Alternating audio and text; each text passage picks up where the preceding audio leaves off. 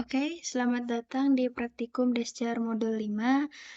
Di sini kita menggunakan konsep multi-user. Apa sih multi-user itu? Multi-user adalah proses di mana PKA outgoing dan PKA incoming dapat berkomunikasi.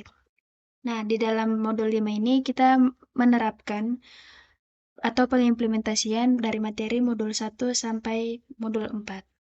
Langsung saja ke video materinya. Anda sebagai network engineer ditugaskan untuk mengelola jaringan yang ada. Dan kita diberi tugas untuk mengkonfigurasi perangkat sesuai dengan aturan yang ditetapkan. Di sini ada tabel IP address. Kemudian di dalam step 1, langsung saja kita masuk ke step 1, yaitu konfigurasikan IP address pada semua PC dengan tabel IP address di atas. Oke, untuk sebelum masuk ke konfigurasi IP address, kita hidupkan dulu power untuk PC dan switch-nya. Oke, kalau sudah kita masuk ke PC, ke IP configuration, lalu untuk PC config, IP address-nya adalah address terakhir dari subnet outgoing. Outgoing di sini menggunakan /27 dengan supernet 10.0, jadi IP untuk PC config adalah 192.168.10.30.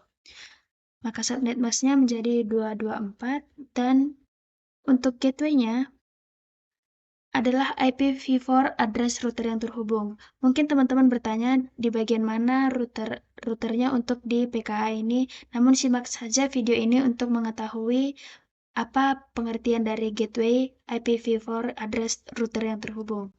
Nah, di sini kita menggunakan IP gateway-nya itu adalah 192.168.10.1. Oke, step 1 sudah selesai, kemudian kita masuk ke step 2, yaitu melakukan drag and drop multi-user ke topologi sesuai dengan ketentuan di bawah. Nah, di dalam multi-user, kita bisa cek di bawah itu multi-user connection, kemudian kita drag, kemudian drop ke topologinya. Lalu kita hubungkan switch menggunakan kabel strike, kita pilih FA 0/1, kemudian klik ke peer 0-nya, yaitu dengan create new link.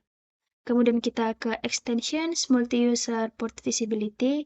Ini fungsinya adalah untuk mendaftarkan interface dari FA0/1 sebagai multi-usernya, yaitu di fast Ethernet 0/1. Oke, kita klik OK, kemudian kita masuk ke step 3, yaitu pastikan step 2 pada PT activity incoming sudah dilakukan. Oke, artinya kita masuk ke PKA incoming. Di sini kita mulai dari awal lagi, yaitu menghidupkan semua PC dan laptop, switch, dan router.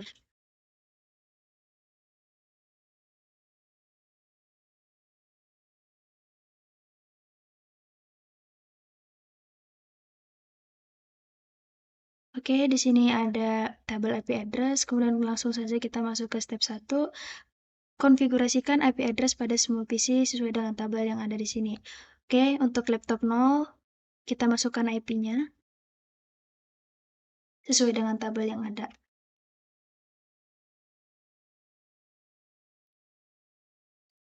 Karena subnet mask-nya /27, maka subnet mask-nya berakhiran 224. Kemudian, gateway-nya IP address router yang terhubung. Nah, yang terhubung di sini adalah 192.168.20.0. Karena untuk router kita menggunakan IP 21.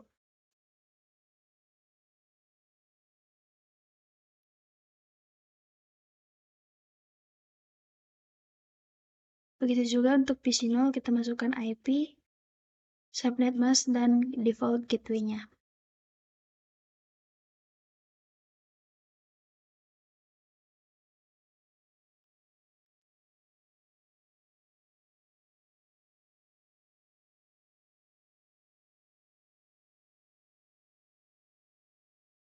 Nah, untuk PC1, IP-nya adalah address terakhir dari subnet incoming.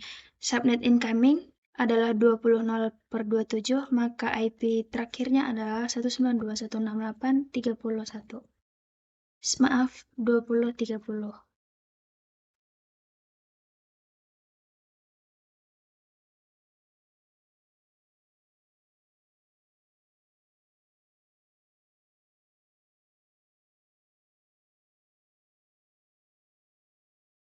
Oke, di sini untuk gateway dari laptop 0, PC 0, dan PC 1 sama karena dia terhubung pada router yang sama yaitu RTR modul 5. Oke, kemudian kita masuk ke step 2, yaitu mengkonfigurasikan multi-user sesuai dengan ketentuan di bawah. Nah, untuk incoming ini kita tidak perlu melakukan drag and drop, namun kita bisa masuk ke extensions, ke multi-user, kemudian listen. Nah, listen ini dia akan mendeteksi multi-user yang sudah outgoing tadi. Nah, di sini di dalam port number-nya kita isikan 38001 dan password-nya dibiarkan saja default yaitu Cisco. Nah, untuk teman-teman jangan lupa untuk mencentang always accept yaitu selalu menerima karena bawaan dari Cisco-nya adalah prom atau yang selalu minta izin, maka teman-teman perlu centang di bagian always accept-nya. Nah, kalau misalnya always deny ya itu dia berarti selalu menolak. Kalau misalnya sudah kita start listening, kemudian klik OK. Nah, di dalam step 3, itu pastikan step 3 pada PT activity outgoing sudah dilakukan. Kita balik lagi ke PKA dari outgoing. Nah, di step 3, karena step 2 sudah selesai, maka kita masuk ke konfigurasi multi-user sesuai dengan ketentuan di bawah ini. Nah, kita klik peer 0, kemudian kita ubah connection type-nya menjadi outgoing. Nah, di dalam peer address ini biarkan saja localhost, kemudian peer port number-nya kita samakan dengan yang incoming tadi yaitu 38001, kemudian peer network name-nya kita sesuaikan dengan PT activity-nya yaitu modul 5. Kemudian password-nya kita biarkan default yaitu Cisco. Kita klik connect. Kemudian kita pastikan multi-user modul 5 pada tuple incoming sudah muncul. Kita lihat di incoming. Nah, di sini modul 5 sudah muncul, jadi kita tidak perlu menambahkan secara default, secara manual gitu. Jadi dia langsung otomatis ketika kita sudah melakukan peer 0 ini menjadi outgoing. Oke, kalau misalnya sudah, kita lanjut pada step 3 pada PT activity incoming. Nah, pada incoming ini karena step 3 outgoing sudah selesai, kita lanjut hubungkan router menggunakan kabel strike pada port GI 0 per 0 ke link 0 pada multi-user. Nah, mungkin teman-teman bertanya gitu, di bagian PC config ini tadi kita memasukkan IP router yang routernya bahkan nggak ada di sini. Nah, jadi router yang terhubung ke dalam ini menjadi IP yang ada kita hubungkan ke multi user modul 5 ini dengan cara kita klikkan dulu, kita berikan dulu kabelnya dengan kabel strike, kita pilih GI 0 per 0, dan ini kita klik link 0, switch 0, fast ethernet 0 per 1. Jadi dia sudah otomatis mendeteksi multi-user yang di outgoing tadi. Nah, seperti ini kan kita sudah menghubungkan dari switch menggunakan interface fast ethernet 0 per 1. Jadi dia sudah terhubung, kayak gitu. Oke, kemudian kita lanjut ke step 4, itu mengkonfigurasikan router sesuai dengan ketentuan di bawah ini. Oke, untuk mengkonfigurasi dari RTR modul 5 kita menggunakan kabel konsol seperti biasa. Di sini kita konsol RS232. Kemudian kita ke bagian terminal. Kita atur hostname-nya dulu.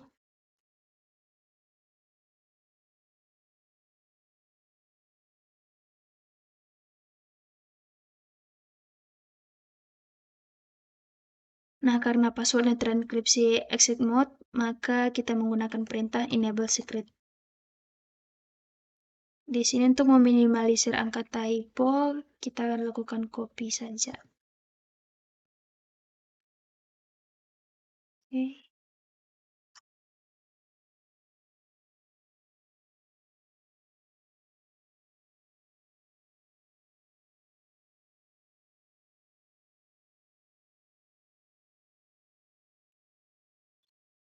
Untuk mengatur domain name, kita bisa mengetikkan perintah IP domain strip name, yaitu modul 5 selesai. Kemudian kita melakukan konfigurasi GI 0 per 0 sesuai dengan tabel IP di atas. Oke, kita ketikkan int GI 0/0. Untuk IP-nya adalah address pertama dari subnet outgoing. Untuk outgoing, subnetnya adalah 10.0. Jadi, di sini kita inputkan IP at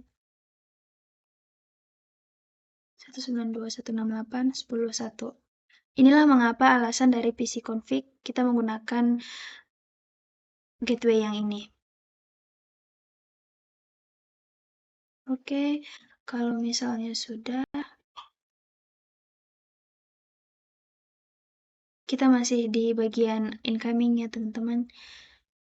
Nah, kalau misalnya interface GI 0/0-nya sudah dikonfigurasi, kemudian kita lanjut buat 1024 bit RSA key. Dengan perintah, kita exit dulu, yaitu crypto key generate RSA. Di sini kita masukkan 1024, kita enter saja. Lalu kita mengatur VTY untuk 16 line, yaitu line VTY 015 dengan password login SSH. Kemudian karena line VTY ini kita gunakan untuk SSH, maka kita lakukan perintah yaitu transport input SSH.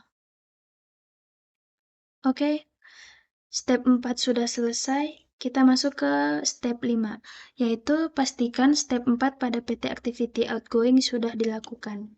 Oke, kita beralih ke outgoing. Step 4 di outgoing yaitu melakukan konfigurasi. Oke, maaf. Di bagian ini jangan lupa ya teman-teman, kita melakukan login dulu. Passwordnya login SSH, kemudian kita login. Oke, kalau misalnya sudah login, kita masuk ke outgoing. Nah, pada step 4, kita mengkonfigurasi router melalui PC config menggunakan SSH. Nah, karena IP-nya sudah kita atur, maka kita langsung masuk ke command prompt dengan perintah ssh min admin, yaitu IP router yang sudah kita inputkan tadi, yaitu 192.168.10.1. Nah, untuk password dari SSH adalah login SSH. Kemudian kita ketikkan enable.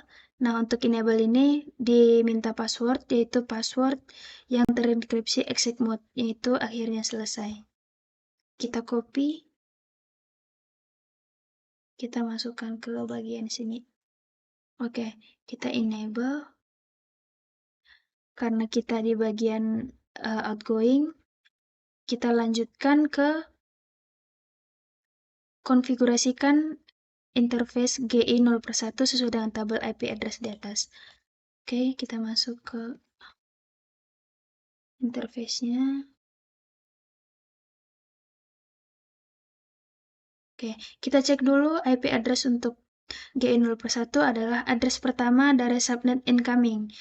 Nah, kenapa kita menggunakan seperti itu? Supaya si multi-usernya ini dapat berkomunikasi. Kita cek di bagian incoming. Supernetnya adalah 20.0, jadi untuk IP-nya adalah 21.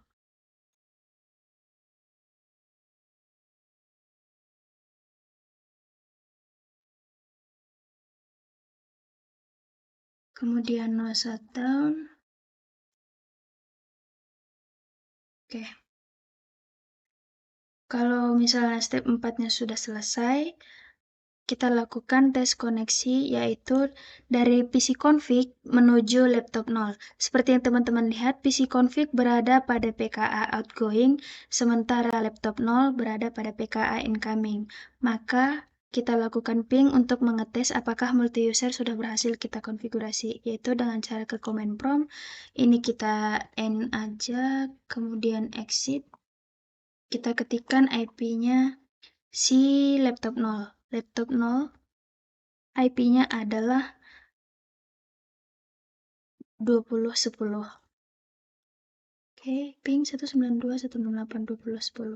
Untuk pertama mungkin teman-teman mengalami RTO, namun ditunggu saja, dia bakalan sampai TTL, itu status untuk berhasil seperti ini. Namun apabila kondisinya tetap RTO, tetap teman-teman bisa ketikkan Ctrl C, kemudian ulangi melakukan ping sehingga TTL seperti ini yang menunjukkan status sukses. Kemudian kita melakukan tes koneksi dari PC 0 menuju PC config. Nah, PC 0 seperti yang teman-teman lihat ada di incoming, sementara PC config di outgoing. Kita lakukan tes koneksi, di mana PC config itu IP-nya adalah 10.30, kita lakukan ping dari PC 0. Oke, ping 192.168.10.30. Oke, di sini sudah TTL yang menunjukkan status pingnya sudah berhasil. Dan yang terakhir mungkin kita lakukan satu lagi pengujian koneksi dari PC 1 ke PC config.